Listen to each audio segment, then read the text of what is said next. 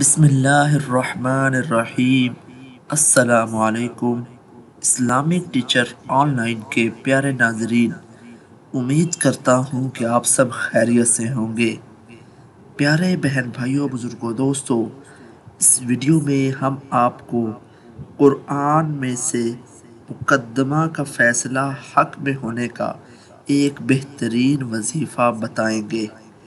اگر کوئی جھوٹے مقدمہ میں پھنسا دیا گیا ہو اور تمام گواہ اس کے خلاف ہوں، یعنی جھوٹی گواہی دینے کے لیے تیار ہوں، سب لوگ اس کے مخالف ہوں اور اس بات کا خدشہ ہو کہ مقدمہ کا فیصلہ اس کے حق میں نہیں ہوگا، جیسا کہ متعدد جگہوں پر یہ دیکھا گیا ہے کہ لوگوں کو جھوٹے مقدمات میں اپنی ذاتی رنجش یا کسی اور مسئلہ کی بنیاد پر پھنسا دیا جاتا ہے، تو اس بات کا اسے خدشہ ہوتا ہے کہ مقدمہ کا فیصلہ اس کے حق میں نہیں ہوگا، کیونکہ ظاہری صورتحال اس کے مخالف جا رہی ہوتی ہے۔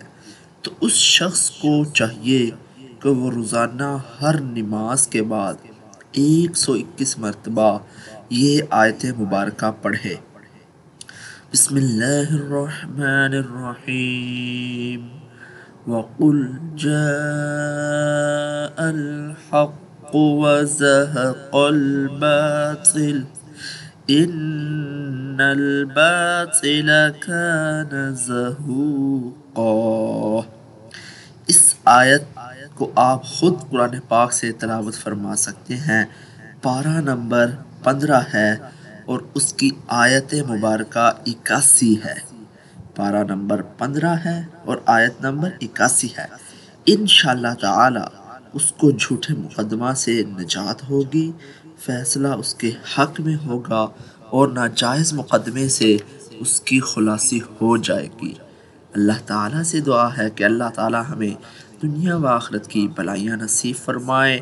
اللہ تعالیٰ جو کمی بیشی ہو جاتی ہے اللہ معاف فرمائے، اللہ صراط مستقیم پر چلائے۔